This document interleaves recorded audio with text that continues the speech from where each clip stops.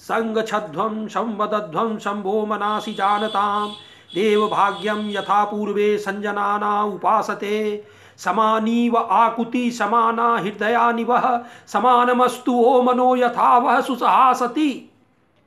ऋषियों ने करीब 15,000 साल पहले इन ऋचाओं के माध्यम से पृथ्वी के वासियों को एक समाज बनाने का आह्वान किया था जहाँ किसी का शोषण न हो। लेकिन आज तक हम पृथ्वीवासी ऐसे समाज की रचना न कर पाए। नवयुग चैनल इसके माध्यम से ऐसे ही समाज की रचना के लिए मैं आशा की गीत लाया हूँ। हमारे गुरु श्री श्री आनंद मूर्ति जी द्वारा बताए गए सिद्धांतों के आधार पर ज्वलंत मुद्दों पर मैं अपनी बात रखूंगा ताकि हम अपने ऋषियों के द्वारा कल्पना किए गए समाज की रचना कर सकें। आज का विषय है चक्र और वृत्तियाँ। अष्टांग योग की साधना करने पर उसकी चर्चा में वृत्ति और चक्र ये कई बार आता है, तो साधक को इन शब्दों का अर्थ समझना जरूरी है। अब सबसे पहले चक्र क्या है इसको हम लोग देखते हैं। हम लोगों का जो मेरुदंड है उसका बाह्य और आंतरिक भाग को मिला के उसको कहा जाता है सुषुम्ना कांड। सुषुम्ना कांड के भीतर सुषुम्ना रस एक सुषुम्ना नाड़ी के बीच से प्रवाहित होती है। जो मेरुदंड के सबसे निम्न भाग का स्थान है वहाँ पर ये सुषुम्ना नाड़ी बंद रहती है और वहीं पे दो और नाड़ी जो है, दो इम्पॉर्टेंट नाड़ी जो साधना के ख्याल से इम्पॉर्टेंट नाड़ी है वो वहाँ से ऊर्ध्वगामी होती है। एक ईड़ा जो बाईं तरफ से, पिंगला दाहिनी साइड से। ये सीधी रेखा में नहीं जाती है, ये अपना रास्ता बदलती है और ये रास्ता 4 बार बदलती है और चारों बार जहाँ ये सुषुम्ना नाड़ी से मिलती है उसी बिंदु को चक्र कहते हैं। अब उसका नाम क्या है? तो सबसे नीचे जो सुषुम्ना नाड़ी और ये ईड़ा पिंगला मिलती है इसको कहते हैं मूलाधार चक्र। उसके ऊपर जो जननांग है उसके पीछे के हिस्से में जो एक चक्र है उसको कहते हैं स्वाधिष्ठान चक्र। फिर नाभि केंद्र के पास जो ये मिलते हैं तीनों नाड़ियाँ और उसको कहते हैं मणिपुर।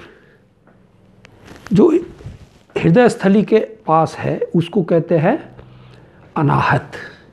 कंठनली के पास विशुद्ध और दोनों भवों के बीच में जो है उसको कहते हैं आज्ञा। और ब्रह्मतालु ये जो सबसे ऊपर जो चक्र है उसको कहते हैं सहस्रार चक्र। और सहस्रार चक्र के बीच के जो बीच का भाग है, अंदरूनी भाग, उसको कहते हैं गुरु चक्र। तो वही गुरु चक्र पर मन को रखकर ध्यान किया जाता है। तो ये हुआ ईड़ा, पिंगला और सुषुम्ना। तो ईड़ा पिंगला जो ऊपर की ओर चार जगह ये एक दूसरे से मिलते हुए तीसरे सुषुम्ना के साथ, ये दोनों जो हमारे नाक का जो श्वास प्रश्वास चलता है नाक की नली पर ये जाके मिल जाते हैं। अब ये ईड़ा पिंगला सुषुम्ना, इसको वैदिक लोग क्या कहते हैं? सूर्य, चंद्र और शून्य। और जो बौद्ध तांत्रिक है वो इसको कहते हैं रसना, ललना और अवधूतिका। नाम का फ़र्क है। अब किसी को कोई एक व्यक्ति है, कोई मामू कह देता है, कोई उसको चाचा कह देता है, कोई अंकल कह देता है। काम उसका वही है, स्थान उसका वही है, सारे चीज़ वो लोग वही। ये हुई चक्र की बात। अब हम लोग आते हैं वृत्तियाँ। वृत्तियाँ क्या है? वृत्तियाँ है the way we express our selves.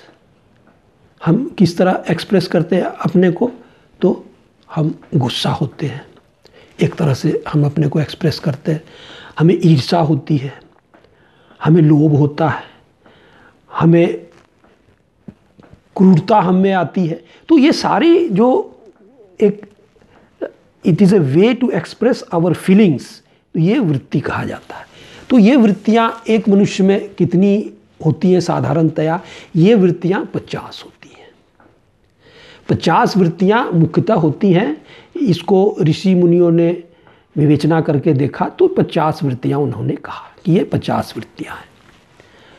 तो ये 50 वृत्तियाँ आप बाहर भी प्रकट कर सकते हो। चोरी बाहर जाके आपने फिजिकली चोरी की, फिर मन ही मन कर सकते हो। तो आंतरिक और बाहिक दो तरह से ये वृत्तियाँ प्रकट होती हैं। तो ये हुई 100, और ये 10 दिशाएं में जा सकती हैं। आपकी 5 कर्मेंद्रियाँ, 5 ज्ञान इंद्रियाँ हैं, उससे ये प्रकट होती है।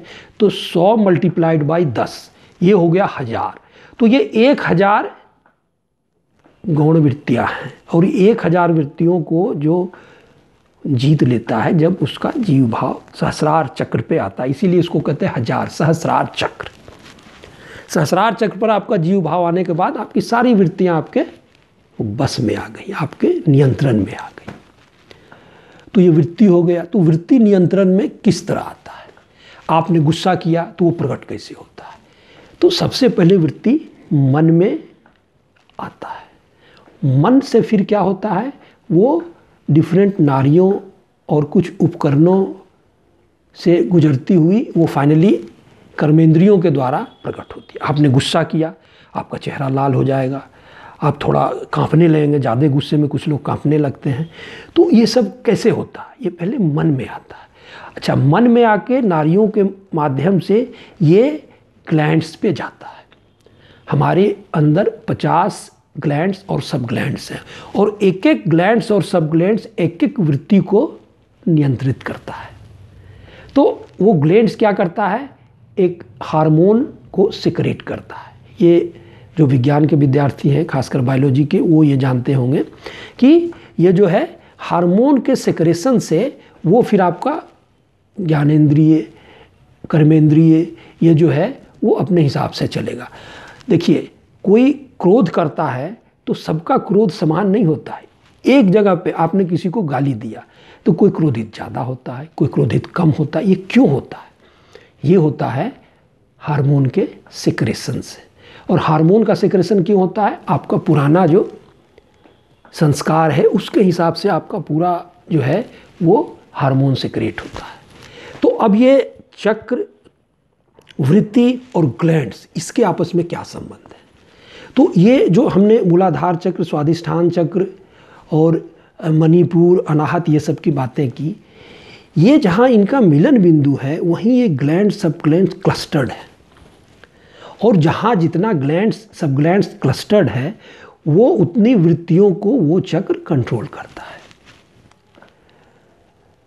तो अब ये कंट्रोल कैसे होता है? आप जैसे एक उदाहरण लें, आप कार चला रहे हैं।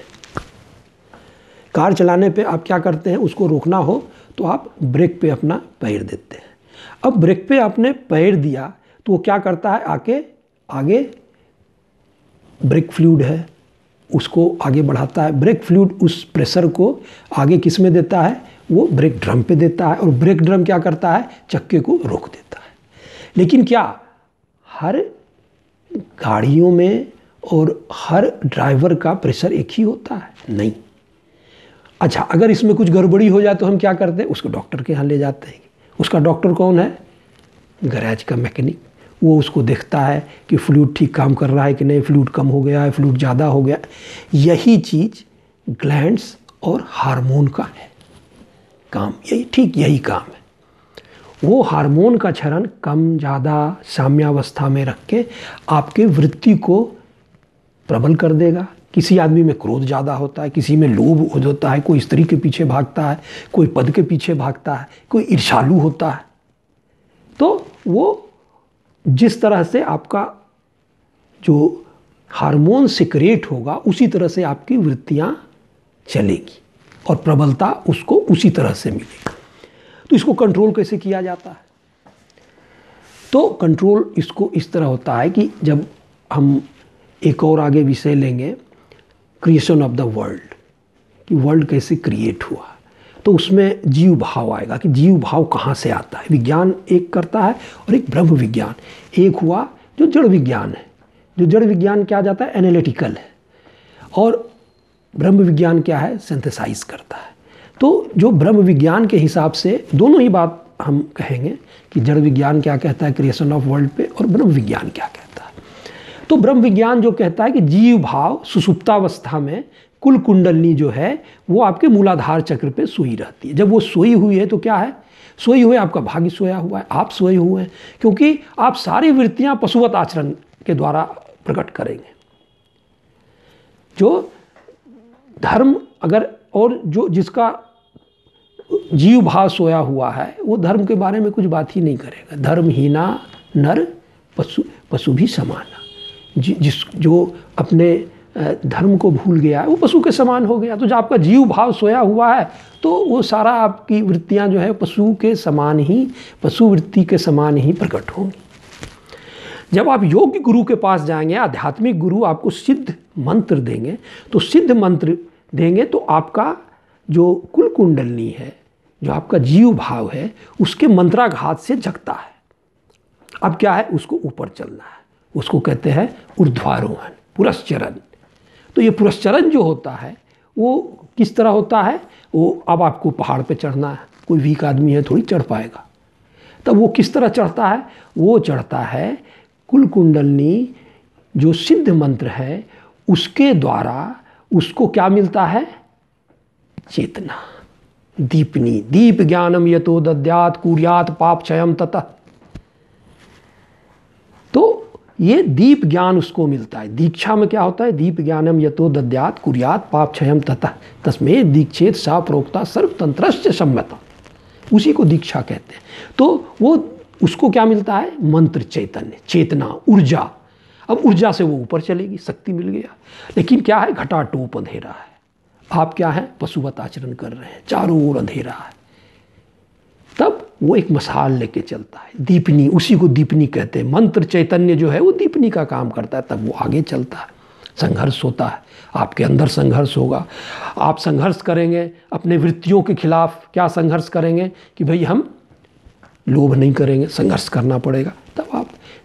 तो इस तरह ये कुल कुंडलनी जैसे जैसे ऊपर चढ़ती है और जैसे जैसे वो चक्रों को बेधती है, चक्र को क्रॉस करती है, वो वृत्तियां आपके कंट्रोल में आएगी। अब इस हर चक्र पर वृत्तियां क्या है, 50 वृत्तियां हर चक्र पे है। तो सबसे नीचे है मूलाधार। मूलाधार में धर्म, अर्थ, काम, मोक्ष। तो आप कुल कुंडलनी अगर जग गई मंत्राघात से, तो अब आप ये चारों क्षेत्र में आप काम करने की कोशिश करें। धर्म, अर्थ, काम, मोक्ष। धर्म क्या है, पहले आप काम को ले लें, ये है फिजिकल लॉन्गिंग। उसके बाद अर्थ को लेंगे, ये है फिजिको साइकिक लॉन्गिंग। ये आपको लौकिक क्षेत्र में भी काम करेगा, मानसिक क्षेत्र में भी। धर्म क्या है, फिजिको साइकिक और स्पिरिचुअल लॉन्गिंग। और मोक्ष है तत्स्थिति, आप अपने स्वरूप में आ गए। तो ये हुआ, आपकी कुल कुंडलनी जग गई। अब उसके बाद आता है स्वाधिष्ठान। स्वाधिष्ठान पे आपके 6 वृत्तियां हैं। क्या है, अवज्ञा, मूर्छा, प्रश्रय, अविश्वास, सर्वनाश और क्रूरता, ये 6 है। इसके बाद आता है मणिपुर, नाभि के पास। इसमें 10 हैं, लज्जा, पिशुनता, ईर्षा, सुषुप्ति, कासाय, तृष्णा, मोह, घृणा और भय। अब आता है अनाहत। अब ये मूलाधार से मणिपुर तक जो है इसको तामसिक क्षेत्र कहा जाता है। ये सब जो वृत्तियां हीन वृत्तियां हैं। अब थोड़ी उससे अच्छी वृत्तियां, सूक्ष्म वृत्तियां, जिससे लोगों का कुछ कल्याण हो। तो जब आप अनाहत पे आते हैं, उस पे 12 वृत्तियां। उसमें देखिए आशा, चिंता, चेष्टा, दंभ, ये सब वृत्तियां, विवेक, विकल्प, अहंकार, लोलता, कपटता, वितर्क, ये दोनों साइड का है। ये थोड़ा हीन भी है, थोड़ा अच्छा भी है। तो अनाहत से ऊपर जो है ये आपके आज्ञा चक्र तक, इसको कहते हैं राजसिक। ये राजसिक क्षेत्र है। अब जो विशुद्ध, ये आपके कंठनली के पास है। इसमें 16 वृत्तियां हैं, षडज, ऋषभ, गंधर्व, दैवत, निषाद, ओम, फट, हुम, वौसट, वसट, ये सब सूक्ष्म वृत्तियां हैं। तो नमः और विष अमृत, विष अमृत, ये जो है आपको 16 वृत्तियां हैं। और आज्ञा, परा और अपराज्ञा, आज्ञा, यही मन का स्थान है। तो ये 50 वृत्तियां, ये 50 आपके ये जो है डिफरेंट चक्र पे क्लस्टर्ड हैं, और वहाँ ये जो है किस तरह कंट्रोल होते हैं, तो ये कंट्रोल होते हैं ग्लैंड सब ग्लैंड से। ग्लैंड सब ग्लैंड इन वृत्तियों को किस तरह कंट्रोल करता है, नियंत्रित करता है, तो वो हार्मोन के क्षरण से। हार्मोन का क्षरण वो कम करेगा, ज़्यादा करेगा या साम्यावस्था में रखेगा। अब ये जो वृत्तियाँ हुई, तो जब ये कुल कुंडलनी आपकी बेधती हुई ऊपर चलती है तो आपकी ये वृत्तियाँ नियंत्रण में आती हैं, और नियंत्रण में आकर कई सिद्धियाँ मिलती हैं। जैसे वाक सिद्धि, वाक सिद्धि है, आपने कुछ कह दिया तो हो जाएगा। जैसे बड़े बड़े आध्यात्मिक गुरु का जो है लोग आशीर्वाद पाता है, भाई उनका आशीर्वाद हुआ, पास कर जाओ, फलाना कर जाओ, हो जाता है। ये बड़ा गड़बड़ चीज़ है। योग्य गुरु क्या करते हैं, अपने शिष्य को इस समय ध्यान रखते हैं कि वो भटक नहीं जाए, वो जड़ भोग में नहीं चला जाए। उसी को अगर जड़ भोग में चला गया, वो अपने लक्ष्य से गड़बड़ा गया। लक्ष्य क्या है? मोक्ष प्राप्ति, ईश्वर की प्राप्ति, आनंद की प्राप्ति। उससे अगर गड़बड़ हो गया तो वो योग भ्रष्ट कहलाता है। उसकी स्थिति बड़ी ही भयानक हो जाती है। तो इससे बचने के लिए योग्य गुरु के पास ही आपको ये सब आध्यात्मिक साधना करनी चाहिए। तो ये जब आपका जो कुल कुंडली है चलते चलते जब आज्ञा चक्र पे आता है, तब यहाँ क्या होता है, सारी वृत्तियाँ करीब करीब आपकी अपने कंट्रोल में आ जाती हैं, नियंत्रण में आ जाती हैं, और कहा जाता है आप मुक्त हो गए। मुक्त का मतलब कि आपको जन्म मृत्यु के बंधन से आप छूट गए। अब देखिए, बाहर के कई पाखंडियों ने लोगों का शोषण किस तरह किया है। जो यहाँ पर है, ये आज्ञा चक्र पर ईड़ा, पिंगला, सुषुम्ना तीनों मिलते हैं। उसके बाद क्या होता है, ईड़ा पिंगला नाक के छिद्र पे जो है वो युक्त हो जाती है। तो और नीचे क्या है, मूलाधार पे तीनों भी मिलती हैं। तो मूलाधार पे क्या होता है, उसको कहते हैं, चूंकि वहाँ रास्ता बंद है तो इसको बोलते हैं युक्त त्रिवेणी। वेणी का मतलब प्रवाह, त्रि का मतलब तीन, तीन प्रवाह है, तो युक्त त्रिवेणी, और इसको कहते हैं मुक्त त्रिवेणी। अब देखिए, अब क्या करते हैं लोग, जो पाखंडी हैं, जो आपको ठगना चाहते हैं, वो कहते हैं कि भाई वो जो गंगा जमुना सरस्वती एक जगह मिलती है, वो संगम जो है त्रिवेणी है, तो वहाँ आप किसी खास समय पे, अमुक तिथि पे आप ये सब मंत्रों का उच्चारण करें, डुबकी लगा लें, फलाना कर लें, तो आपका सारा पाप धुल जाएगा। ये संभव है? साल भर आप पाप कीजिए, उसके बाद एक जगह डुबकी लगाइए, ये तो समाज की बहुत बड़ी क्षति लोग कर रहे हैं, और आपका सारा पाप धुल जाएगा। नहीं, ये पाप धुलता है यहाँ जब आप बहुत ही संघर्ष करके, चेष्टा करके साधना करेंगे, और आपकी कुल कुंडली जीव भाव जब इस त्रिवेणी पर डुबकी लगाएगा, तब आपके पाप क्षय होते हैं। तस्मात् पाप क्षयम, ये कहते हैं। दीक्षा लेके जब पाप क्षयम इस तरह होता है कि आप जैसे जैसे कुल कुंडली आगे बढ़ेगी, आपका पाप क्षय होता रहेगा, संस्कार क्षय होगा। अवश्यमेव भोक्तव्यम कृतम कर्म शुभाशुभम। आपने जो भी शुभ अशुभ कार्य किया उसका आपको भोग भोगना ही है। अवश्यमेव भोक्तव्यम कृतम कर्म शुभाशुभम ना भोक्तं क्षीयते कर्म कल्प कोटि शतैरपि। करोड़ों वर्ष भी हो जाए तो उससे उपाय नहीं। ये जो तथाकथित पुरोहित हैं, तथाकथित पुरोहित वो है नहीं, ठगते हैं। तो ये त्रिवेणी जो यहाँ की है, वो त्रिवेणी कहीं और दिखाते हैं। तो शास्त्र क्या कहता है, इदम तीर्थम भ्रमन्ते तम साजना। ये तीर्थ है, वो तीर्थ है, रोज घूमते रहते हैं, भागते रहते हैं। कौन? तामसिक लोग। तामसिक लोग कौन है? साधना नहीं करेंगे, साधना में कष्ट होगा। क्यों? आपको एक नैतिक आधार चाहिए, यम नियम चाहिए, चोरी नहीं करना है, भाई का कुछ अहित नहीं करना है, राष्ट्र का अहित नहीं करना है। तो ये तामसिक वृत्ति के लोग जो है वो ये तीर्थ वो तीर्थ में भागते रहते हैं, और फिर एक डॉगमा फैलाते हैं कि भाई अमुक जगह जाओ और वो डुबकी लगा लो, सारा चीज़ ठीक हो जाएगा। इदम तीर्थम ब्रह्मन्ति तम साजना। आत्म तीर्थम ना जानन्ति। आपने इस तीर्थ को तो जाना ही नहीं, अपनी त्रिवेणी को तो आपने जाना ही नहीं। आप तीर्थम ना जानन्ति कथम मोक्ष वरानने।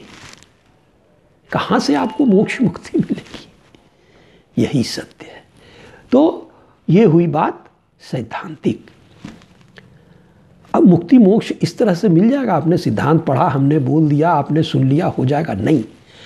आप किसी शहर में रहते हैं, गांव में रहते हैं, वहाँ कोई जो है नदियाँ जा रही हैं, कई नदी, एक नदी, दो नदी, कोई भी नदी है, तो उस पर आपको पुल चाहिए ताकि आप उस पार जाएं, व्यापार हो, आप घर जल्दी पहुँचें। तो उसके लिए आपने आवेदन दिया, सैंक्शन हो गया, लेकिन वो बनेगा कब? मान लेते हैं ड्राइंग बोर्ड पे भी आ गया, तो बनेगा कब? जब योग्य इंजीनियर जाएगा, फील्ड में मेहनत करेगा, तब वो बन के तैयार होगा। तो जब आप योग्य गुरु के पास जाएंगे, उससे आप दीक्षा लेंगे, उससे आपको जो है सिद्ध मंत्र मिलेगा, और जब आप खुद संघर्ष करके साधना करेंगे, अपने जो आपकी वृत्तियां हैं, हीन वृत्तियां, उससे संघर्ष करेंगे, बाहरी संघर्ष होगा, तब जाके आपको मोक्ष मुक्ति मिलेगी। इसीलिए वेद क्या कहते हैं? वेद कहते हैं उत्तिष्ठ जागृत प्राप्य वरान्नी बोधत श्रस्य धारा निशिता दुरत्या दुर्गम पथस्तत कवयो बदंती। उठो, जगो और योग दक्ष। दक्ष का मतलब है जो सिद्धांत भी जानता है और उसका प्रैक्टिकल भी जानता है। उत्तिष्ठ जागृत प्राप्य वरान्नी बोधत। योग्य गुरु को खोजो, योग्य आचार्य के पास जाओ। श्रस्य धारा निशिता दुरत्या। ये जो धर्म के रास्ते पर चलने का जो एक रास्ता है, वो छुरे की शान की तरह है। श्रस्य धारा निशिता दुरत्या दुर्गम पथस्तत कवयो बदंती। कवयो मतलब विद्वान।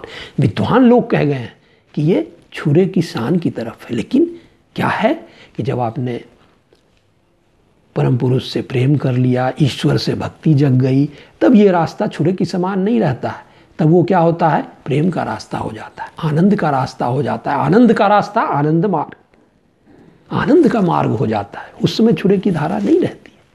तो ये हुई बात चक्र की और वृत्तियों की, और किस तरह से चक्र हमें और वृत्तियों को नियंत्रित करने में सहायता करती हैं, और किस तरह से हम इनको नियंत्रित करके साधना में आगे बढ़ के अपने लक्ष्य को प्राप्त करते हैं।